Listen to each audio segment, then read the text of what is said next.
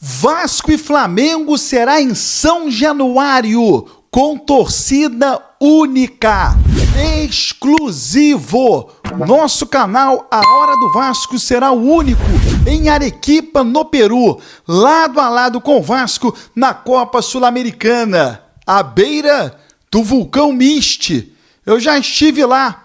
Vou contar mais detalhes para você. Conforme nós antecipamos há alguns dias, o Vasco fez um pedido hoje de maneira oficial para que a partida contra o Flamengo, válida pela 5ª rodada do Campeonato Brasileiro, seja realizada em São Januário, com torcida única. Isto quer dizer que o Vasco recebe o Flamengo sem a torcida do Flamengo, e o jogo da volta, Flamengo deverá optar pelo Maracanã e enfrente o Vasco apenas com a torcida do Flamengo. É um novo cenário e acho que nesse momento é o melhor para o Vasco.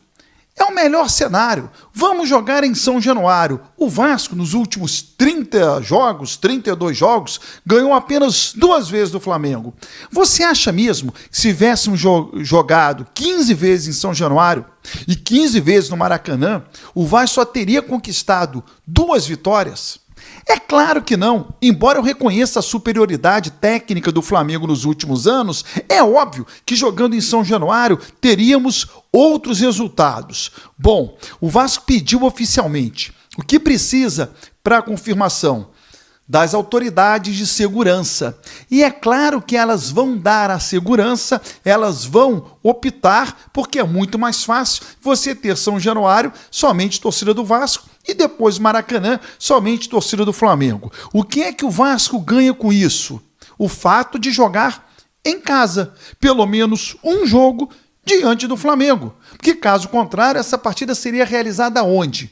Em qualquer outro estádio que não seria a casa do Vasco. Poderia até ser em um estádio neutro, como foi no Newton Santos, ou levar o jogo para Brasília, para Manaus, para qualquer outro lugar. Mas não seria a casa do Vasco. Seria sempre estádio neutro ou, se fosse no Maracanã, casa do Flamengo. Então foi ótima a opção do Vasco, perfeita para a ocasião, e aí o Vasco manda o jogo em São Januário, acabou a renda do Vasco, público do Vasco, e depois vai para o jogo no Maracanã. E é bom destacar a pressão que a torcida do Vasco vai exercer em cima do Flamengo em São Januário é muito maior do que a pressão da torcida do Flamengo em cima do Vasco no Maracanã, por conta, primeiro, do cenário do estádio, e segundo, pela força do gogó. Há uma diferença enorme entre o gogó da torcida vascaína e a garganta da torcida do Flamengo. Então, São Januário vai receber Vasco e Flamengo pela 5ª rodada. O Vasco seguiu hoje em voo fretado. Amanhã, o Vasco faz um trabalho no estádio de Sachaca, que fica ao ladinho de Arequipa. Na quarta-feira é o jogo contra o Melgar.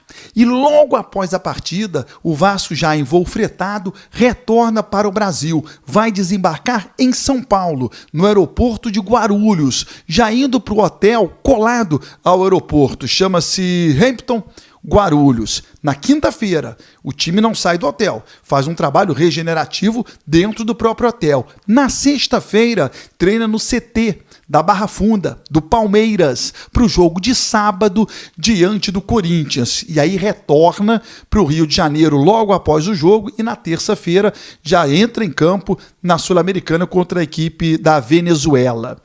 É impossível um jogador enfrentar o Santos no domingo, quarta joga em Arequipa, sábado pega o Corinthians, na terça enfrenta um time da Venezuela. Então o Fábio Carille vai ter que rodar esse elenco, vai ter que dar uma olhada em quem tem as melhores condições para que não haja nenhum tipo de contusão já no início do Brasileirão.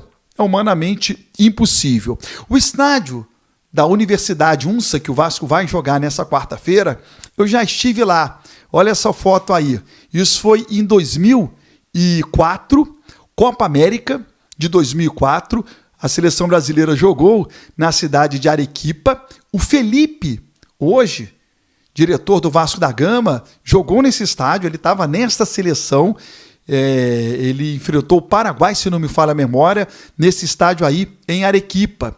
Ao fundo, perceba aí na foto de novo, é o vulcão Miste. A cidade de Arequipa tem 3 vulcões, esse é o mais imponente. De vários pontos da cidade você consegue enxergar esse vulcão Miste e principalmente dentro do estádio.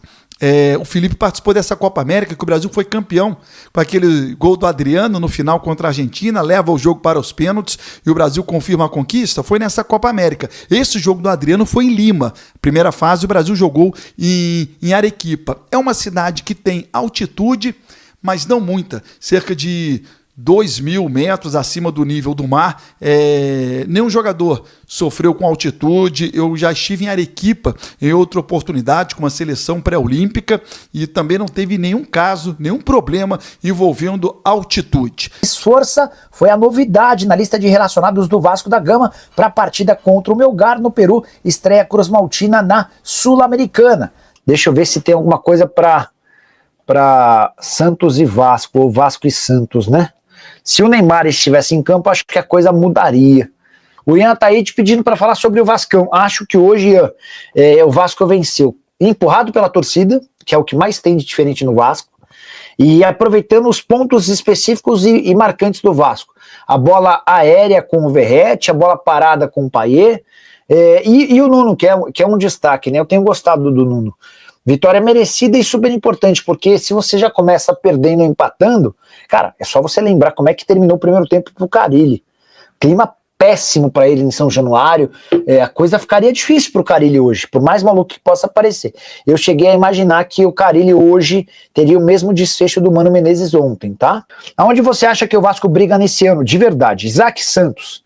Isaac sem passar pano, sem contar historinha, para fazer média com o torcedor do Vasco. Eu acho que o Vasco briga... o melhor dos cenários para o Vasco é terminar na primeira página da tabela de classificação. Deu tudo certo, o Vasco termina na primeira página, sei lá, 9º, 10º. Por mais que a vitória hoje tenha sido comemorada, eu acho que é um time que está bem abaixo do que diz o Pedrinho. O Pedrinho chegou a dizer que o Vasco tem um dos 8 melhores elencos do país. Na minha opinião, não tem. O Internacional tem mais elenco, o Grêmio eu tenho dúvida. O São Paulo, o Corinthians e o Palmeiras tem mais elenco, o Santos eu tenho dúvida. No Rio, o Flamengo, o Fluminense e o Botafogo tem mais elenco. O Cruzeiro e o Galo tem mais elenco. Então, o Vasco ficaria no 10º lugar, isso levando em consideração que Grêmio e Santos têm o menos elenco, tá bom? Jailton Júnior tava sumidaço. Nicola, o que falar do Pirata, hein? Valeu renovar o contrato com ele, valeu. E aí, um detalhe, né? O Verratti ganhava na casa dos 450 mil. Com a renovação, ele foi para 730 mil. Tá muito bem pago, merecidíssimo, tá? Thiago Arruda, o Vasco do Carille fica longe do rebaixamento? Eu acho que o Carille não termina o ano, não. Eu acho que o Carille não termina o Campeonato Brasileiro. Eu acho que o Carille tá com os dias contados. Eu, inclusive, vi o Carille caindo hoje, depois daquela derrota parcial no primeiro tempo, tá? Maurício Lemos lento, hein? Lucas Freitas tem fome para mostrar resultado. Eu gostei do Maurício Lemos, não achei ele ruim não, tá? Eu acho que o time do Vasco apresentou um bom zagueiro, forte, firme na jogada. O time do Vasco cansou no segundo tempo. Normal, Raul. E para isso, Raul Baruch, tem um banco. Tem um banco para isso. O banco exatamente para isso. Para dar essa movimentação, oxigenar o time. E precisa, efetivamente, né? Então, acho que faz parte, realmente, do jogo colocar o banco para jogar. Então, cara, é isso. Tem que ser isso, entendeu? Tem que pensar nisso, realmente. E o Vasco, acho que acerta nesse tipo de situação. De mexer e usar o banco para isso, tá? Usar como opções. Por que o time não tem intensidade desde o início, sabe? Essa é uma pergunta, né? Melhor contratação do ano foi o Nuno até agora. Forte abraço, Cara, eu também acho que foi muito bem. Não sei por que não começa com essa intensidade o time do Vasco. Acho que o time do Vasco deixa muito o adversário sentir o jogo até que ele entre efetivamente no jogo, né? Agora, o treinador vai ter que mexer nisso, vai ter que pensar nessas situações, nessas possibilidades também, né? porque o Vasco precisa efetivamente buscar isso. Para quem criticou a minha crítica, ou quis sacanear, gente, de novo, no intervalo do jogo eu falava da mudança tática que poderia ser feita sim com a saída do Verratti, mas não sou contra o Verratti em campo, não. Não sou contra mesmo, tá? Não sou contra o Verratti, não. Pelo contrário, ele é um exímio cabeceador. Se não fosse o Gabriel Brazão, ele teria feito 2 gols hoje, tá? Agora, o Vasco precisa ter um repertório de jogada, uma variação de jogadas, tá? Isso é que eu acho que o Vasco precisa apresentar. E aí faz parte o técnico Fábio Carille. Demais. Bom jogo, só achei o Coutinho sem força física, não ganhou um racha.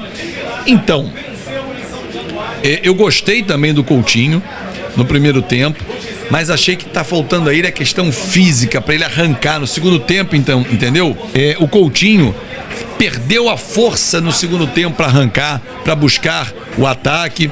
Então, assim, eu acho que o Vasco, nesse momento, tem que pensar bem na questão envolvendo o Felipe Coutinho, né? Qual a intensidade que ele precisa ter, qual o trabalho que precisa ter, né? Não acho que o trabalho da preparação física, no geral, esteja ruim, porque se a gente parar para avaliar, o Roberto, o time do Vasco virou o jogo. Se ele virou o jogo contra o Santos, tem mérito. Claro que tem mérito. Você concorda que o Garré é meio campo, que não dá pra jogar na ponta, torcer pro Adson Garrit me voltar? Cara, então, Bruno, eu entendo, vi pouco do Garré, mas pelas informações que eu tenho também dele, ele joga melhor por dentro do que aberto. E aí talvez seja o Adson. Quem sabe o Garré não seja a opção pro Coutinho. Só o Vasco ganhou dos times carioca, verdade. Foi o único que ganhou. Bem lembrado, Tião. Falei isso no intervalo, muito bem lembrado. E falei no final também, né? Garré e Coutinho muito lento, previsível. O Garré não se encontrou em campo, Eric. Boa noite, gostei do segundo tempo. Eu também, Argentino Bueno. O Garré não se encontrou. Não se encontrou. Agora, essa é uma característica, Gustavo, dos nossos meias armadores que gostam de jogar pelas beiradas. Isso é ruim, né? Porque a gente não tem aquele meia construtor por dentro. Pode ser o Garré? Pode. Por que não? O Garré foi mal assim? Pergunta o Jesuel. Cara, tecnicamente sim. Taticamente ele foi importante, ajudou. Fisicamente ele se entregou, tá? Mas, tecnicamente, na hora que você precisava dele na transição, ele não funcionou, não foi bem, tá? Eu vejo, o que eu enxergo é isso, a Argentina ele jogando na vaga do Coutinho. Imagino que ele jogue exatamente na vaga do Coutinho com o tempo, né? Meu Deus, é sério? Falando em Garré e Lloyd, lembrando Giovanni William, complicado, hein? Ah, mas aí é uma comparação que não cabe, né? Que não cabe. Fora Carille e Argentino, faz as... Aí estão se provocando aí no grupo. Rafael Paiva voltou para a base ou saiu do Vasco? Não, saiu do Vasco, Rinaldo. Ele não tá mais no Vasco. Pô, o Paê diminuiria o salário? Acho pouquíssimo provável. Pouquíssimo provável. E assim, gente, diminuir para quanto? Qual o valor que a gente poderia pagar para o Paê? Estaria dentro do nosso orçamento, por exemplo. Difícil, né? Bem difícil isso, gente. Paê é um cara muito caro. Paê é um cara muito caro. Então não é fácil. Tecnicamente, Paê é o gol do Verratti. Sim. E o Paê canta o lance pro Verratti. 750 mil? 800 mil? Aí eu faço uma pergunta para vocês. De tudo que a gente vê do Verratti, do Paê, perdão, será que a gente não teria um outro jogador por esse valor com mais intensidade? Entendeu? Como é que é difícil fechar essa equação? 500 mil é justo. Difícil, né? É questão de justo, né? A questão é, cara, o que ele vai entregar? Paê hoje entrou bem, entrou, mas quantos jogos ele entrou mal? Hoje ele entrou bem. Eu também, ô Marcos, eu falo isso, Marcelo Marcos, com dor no coração, tanto ele como também o Coutinho. Eu queria que os dois entregassem pra cacete, que jogassem bem demais. Entendeu? Que eles, arrebentassem, fossem muito úteis. Então assim, cara. Mas eu não vejo essa entrega toda deles. Esse é um problema. O presidente do Vasco, Pedrinho, revelou que o clube entrou com um ofício nesta segunda-feira, 31, para solicitar que o clássico contra o Flamengo, pela 5ª rodada do Campeonato Brasileiro, seja disputado em São Januário. Em entrevista ao canal Podcast Cruz Maltino, o mandatário afirmou que aceita jogar com torcida única, caso seja uma exigência das autoridades. Vamos encaminhar o ofício hoje para jogar o clássico em São Januário. Conversei com alguns torcedores. Se tiver que ser com torcida única, vai ser com torcida única. Porque em São Januário é 90% a 5%, os outros 5% ficam para as questões de segurança. Se a CBF, o Ministério Público e o BEP determinarem que seja torcida única, vai ser torcida única. Vamos encaminhar o ofício e lutar para que Vasco e Flamengo sejam em São Januário, declarou Pedrinho. Nos últimos anos, o Vasco tem enfrentado o Flamengo no Maracanã quando atua como mandante no clássico pelo Brasileirão e pelo Campeonato Carioca.